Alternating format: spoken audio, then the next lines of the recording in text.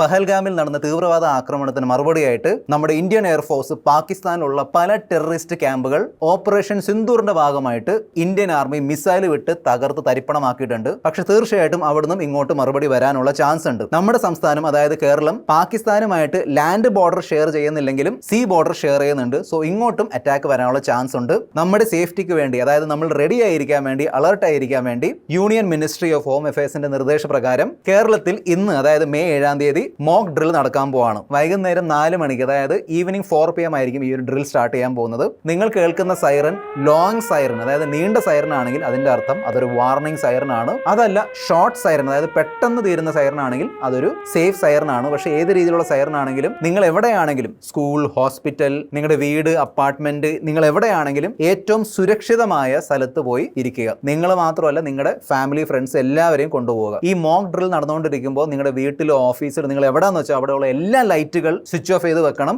ഒരു emergency light കരുതി വെച്ചോളൂ. വേണമെങ്കിൽ സ്മാർട്ട് ഫോണിലുള്ള ടോർച്ച് ഉപയോഗിക്കാം. പക്ഷേ ഇരുട്ടായതിനു ശേഷം ദയവ് ചെയ്ത് ഈ എമർജൻസി ലൈറ്റ് അല്ലെങ്കിൽ സ്മാർട്ട് ഫോൺ ഒരു വിൻഡോ, അതായത് ജനാലയുടെ തൊട്ടടുത്തിരുന്ന് ഉപയോഗിക്കരുത്. പിന്നെ ഈ മോക്ക് ഡ്രിൽ സ്റ്റാർട്ട് ആവുന്നതിന് മുന്നേ ആയിട്ട് തന്നെ എന്തെങ്കിലും ഡ്രൈ ഫ്രൂട്ട്സോ ഫുഡോ കാര്യങ്ങളൊക്കെ നിങ്ങൾ ഒരു ബാഗിലാക്കിയിട്ട് കരുതി വെച്ചോളൂ. വീട്ടിലുള്ള ഗ്യാസ് സിലിണ്ടർ സ്വിച്ച് ഓഫ് ചെയ്ത് വെക്കുക. അതിനോടൊപ്പം തന്നെ ഫ്രിഡ്ജ്, AC, വാഷിംഗ് മെഷീൻ പോലുള്ള ഇലക്ട്രിക് അപ്ലയൻസും ഈ മോക്ക് ഡ്രില്ലിന്റെ സമയത്ത് സ്വിച്ച് ഓഫ് ചെയ്യണം. ഗവൺമെന്റിന്റെ സൈഡിൽ നിന്നുള്ള ശരിയായ വാർത്തകൾക്ക് വേണ്ടി റേഡിയോ ആൻഡ് ടെലിവിഷൻ ചാനലുകൾ ഫോളോ ചെയ്യുക. ദയവ് ചെയ്ത് വാട്സാപ്പിൽ വരുന്ന ഫേക്ക് മെസ്സേജുകൾ വിശ്വസിക്കാതിരിക്കുക. ഈ പറഞ്ഞ ഫേക്ക് മെസ്സേജുകൾ റിപ്പോർട്ട് ചെയ്യുക. പേടിയല്ല, ജാഗ്രതയാണ് വേണ്ടത്. ഈ വീഡിയോ എല്ലാവരുമായിട്ട് ഷെയർ ചെയ്യുക. Stay alert, stay safe.